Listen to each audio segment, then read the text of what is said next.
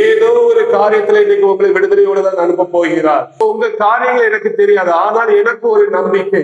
நான் இன்னைக்கு ஒரு நம்பிக்கையோடு இந்த இடத்துல வந்து நிற்கிறேன். பிரசங்கம் பேசுவதற்கு மட்டுமல்ல, பாஸ்டர் கூப்பிட்டார்கள் மட்டுமல்ல, இங்கே வருகிற ஜனங்கள் இன்னைக்கு ஒரு விடுதலையோடு போக போகிறார்கள் என்ற ஒரு பெரிய நம்பிக்கை யாருக்கு இருக்குது?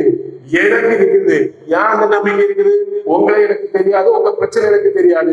நான் பிரசங்கம் பண்ணுகிற இயேசுவே எனக்கு தெரியும். அவர் விடுதலை பண்ணுகிற இயேசு கிறிஸ்து. அல்லேலூயா.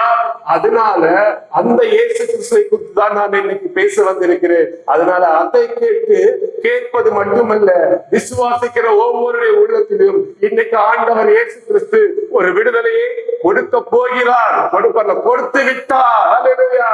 விசுவாசத்தோடு இன்னைக்கு நீங்கள் கேளுங்கள். விசுவாசத்தோடு நீங்கள் ஆண்டவரை நோக்கி பார்க்கும் பொழுது இன்னைக்கு உங்க வாழ்க்கையில ஒரு விடுதலை உண்டு. பேசுகிற என்னை பார்க்கார்கள், அந்த வார்த்தையை மட்டும் பாருங்க. நீங்கள் உங்கள் மனதில் இப்பொழுது யோசிக்க வேண்டியது, பார்க்க வேண்டியது, சிந்திக்க வேண்டியது, விடுதலை கொடுக்கிற அந்த இயேசு கிறிஸ்துவை உங்களுடைய வாழ்க்கையில இன்னைக்கு பார்க்கும் பொழுது ஒவ்வொருவரும், சிறுவர் முதல் பெரியவர் வரைக்கும் நீங்கள் விடுதலையோடு தான் இன்னைக்கு போக போறீர்கள்.